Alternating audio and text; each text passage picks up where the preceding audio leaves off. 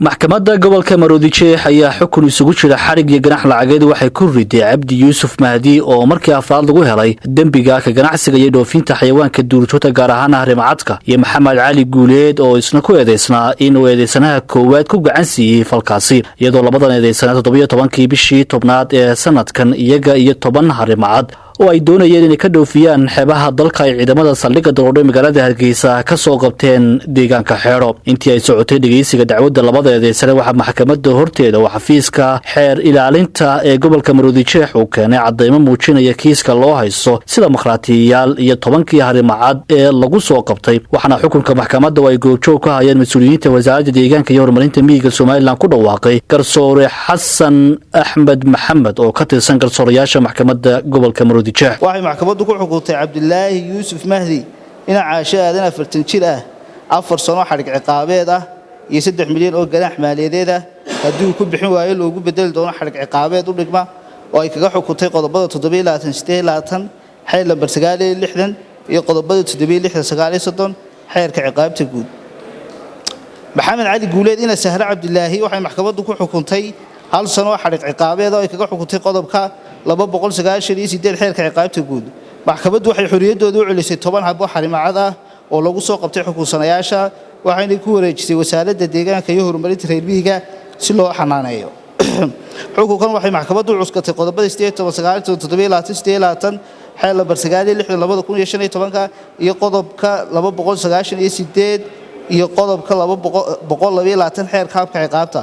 xukunsanayaasha waxaa xadhiga looga soo bilaabay maalintii xoriyadda laga qaaday oo ahayd 17kii bishii 10aad 2020 xukunkan waxa lagu dhawaaqay maanta bishii 16kii bishii 11aad 2020 xukunkan waxa ka furan racfaan muddada sharciga ogoli xukunka maxkamadda kadib waxa dareenkooda ku aadan xukunka maxkamaddu gaadhay ka hadlay agaasimaha guud ee wasaaradda deegaanka iyo horumarinta miyiga Cabdinaasir Axmed Xirsi wakiilka xafiiska xeer ilaalinta Cabdiraxmaan Suuralcayn iyo Cabdinaasir Xuseen Siciid agaasimaha waaxda duurjoogta ee wasaaradda deegaanka iyo horumarinta miyiga Soomaaliland dambiilayaasha maanta la xukumay oo 17kii bishii 10aad lagu soo qabtay 10 Harimacad ay wadanka sifa sharci darro uga saarayeen mid kamidi waxa weeyaan waa dambiile 3 jeer horena xukun ku dhacay caadeysta ah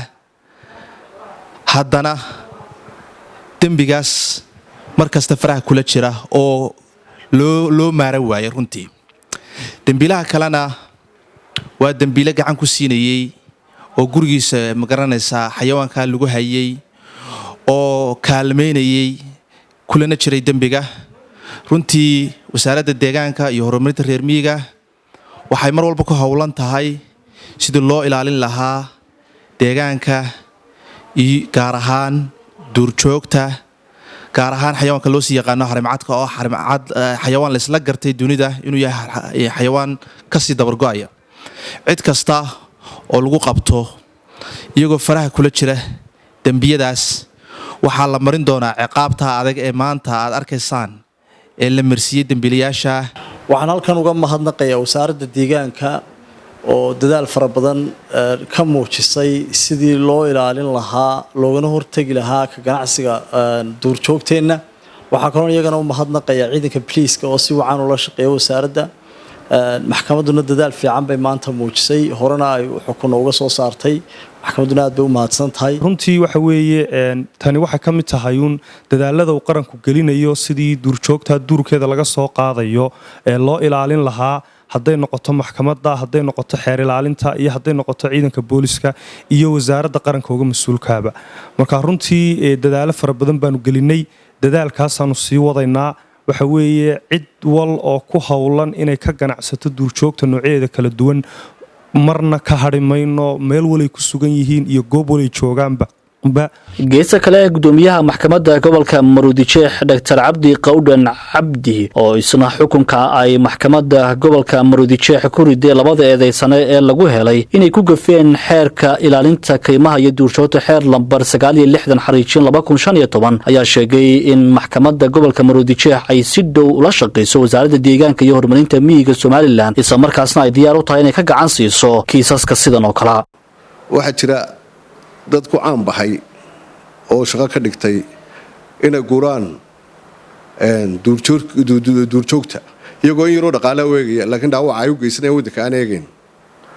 kuwaana wax weeyaan la saamix maayo waanu ka dadaalaynaa haddii booliiska